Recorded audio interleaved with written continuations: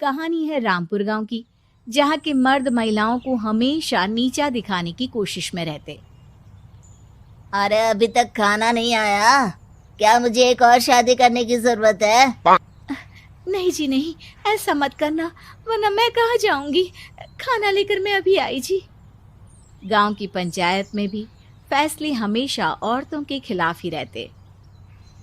मैं जो फैसला सुनाता हूँ वो भगवान की आज्ञा होती है। इस लड़के ने अपने मन से शादी करके अच्छा नहीं किया। लड़के को घर भेज दो और इसकी शादी इसकी जाति की किसी लड़के से करवा दो। लेकिन ये लड़की, इसे तो गांव के बाहर निकाल दो। नहीं नहीं जमींदार साहब, ये क्या बोल रहे हैं? ऐसा नहीं हो सकता। मेरी बेटी मासूम है, इसे अच्छे बुरे की समझ नहीं है। अरे कहाँ जाएगी ये बेचारी? कहाँ जाएगी? इतनी चिंता है तो पूरे परिवार का गांव निकाला कर देते हैं। बेचारे पूरे बसे बसाए परिवार को गांव छोड़ना पड़ता है। चाहे जो हो, अगर बेटियों को कंट्रोल नहीं कर सकते तो गांव में रहने का कोई मतलब नहीं है। यहाँ औरतों को दब कर रहना होगा। कोई भी अपने हिसाब से कुछ नहीं कर सकता, सब ईश्वर की मर्जी से ही होगा। तभी गांव का एक आदमी दौड़ा दौड़ा आता है। सरपंच साहब, जमींदार साहब, वो कालिया है ना, उसकी बेटी पढ़ने के लिए शहर जा रही है। अच्छा, ये कब हो गया? और कालिया की हिम्मत कैसे हो गई ऐसा करने की? लेकर आओ उसे और उसकी बेटी को। बस फिर क्या था, हाजिर हो जाते हैं कालिया और उसकी बेटी सरपंच के सामने। अरे कालिया, ये क्या सुनने में आ रहा है? बेटी को इंजीनियर बना रहा है तू? और ये बता, गांव में तो स्कूल नहीं है, फिर कहां से इतनी क्लास पास कर गई तेरी बेटी?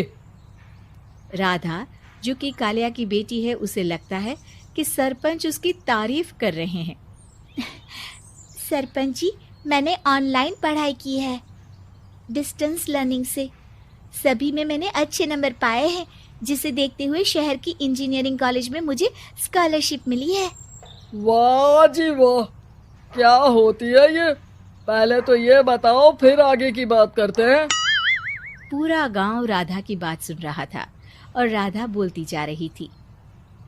तो ऐसे मैं फ्री में एक अच्छी शिक्षा लेकर गांव में जो कुछ परेशानियां हैं, जैसे बिजली, पानी और इंटरनेट जैसी समस्याओं के लिए काम करूंगी।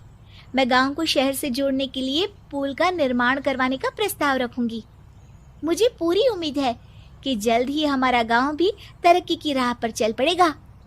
राधा की बात सुनकर सारे गांव वाले ताली बजाने लगते हैं। सरपंच को समझ नहीं आता कि वो क्या करे। चुप रह नादान लड़की, गांव के खिलाफ जाने के लिए तुझे गांव से बेदखल कर दिया जाएगा, वो भी पूरे परिवार के साथ। और हाँ, अगर ठीक से गांव में रहना चाहती है तो ये पढ़ाई लिखाई छोड़ दे। हम तेरे लिए गांव का कोई होनहार लड़का देखेंगे। तभी गांव का एक आदमी बोल पड़ता है। अरे नहीं नहीं सरपंच जी, राधा बिटिया जो बता रही है, अगर वैसा हो जाए तो हम लोगों को पैसा कमाने के लिए बाहर नहीं जाना पड़ेगा। हाँ जी, और ना ही कोसों दूर पानी के लिए भटकना पड़ेगा। हमारे बच्चे भी अच्छी पढ़ाई कर सकेंगे और आगे बढ़ेंगे, ना कि हमारी तरह खेती करते बैठेंगे। क्यों गांव वालों, राधा बिटिया का साथ देना चाहिए ना। सरपंच देखता है कि गांव राधा के साथ है तो वो चुप हो जाता है। वो घर आकर अपने सलाहकार से बात करता है, जो बहुत ही चालाक किस्म का इंसान होता है। अरे सरपंच साहब, आपको बहुत ही होशियारी से काम लेना पड़ेगा। एक बार गांव तरक्की कर गया, यहाँ के बालक पढ़ लिए तो कोई ना पूछेगा आपको। और फिर ये जो बेटा और बेटी है ना आपके, इनको भी आम लोगों की तरह ही जीवन जीना होगा। हाँ, लेकिन करे तो क्या करे? वो ना आप मुझ पर छोड़ दीजिए, बस मैं जैसा बोलूं करते जाइए। अगले रोज सुबह जब गांव वाले सोकर उठते हैं तो राधा के घर के बाहर और साथ ही वो लोग जिन्होंने राधा का सपोर्ट किया था, उनके घर के आगे लाल रंग से कल आऊंगी लिखा होता है। कल आऊंगी, यह क्या होता है? अरे यह तो खून से लिखा है, लगता है कोई भूत प्रेत या चुड़ैल का साया है। चलो सरपंच जी के पास चलते हैं। सभी सरपंच के पास जाकर उसे सारी बात बताते हैं। अरे ये तो बड़ी मुश्किल की बात है। चलो मैं एक बाबा को जानता हूँ, उन्हें बुला लेता हूँ। सरपंच बाबा को लेकर गांव के घर के बाहर जाता है। ओहो, तो ये वो चुड़ैल है जो उन लोगों को निशाना बनाते हैं जो गांव को बदलने का सपना देखते हैं। वो गांव को ऐसे ही संपन्न देखना चाहती है। वो नहीं चाहती कि कोई बाहरी यहाँ का कायाकल्प करे। क्या तुम लोगों में से किसी ने गांव को बदलने की सोच रखी है? तभी राधा की माँ रोते रोते आती है। मेरी राधा घर से गायब हो गई है। अरे कोई तो बचाओ, मेरी बच्ची कहाँ गई?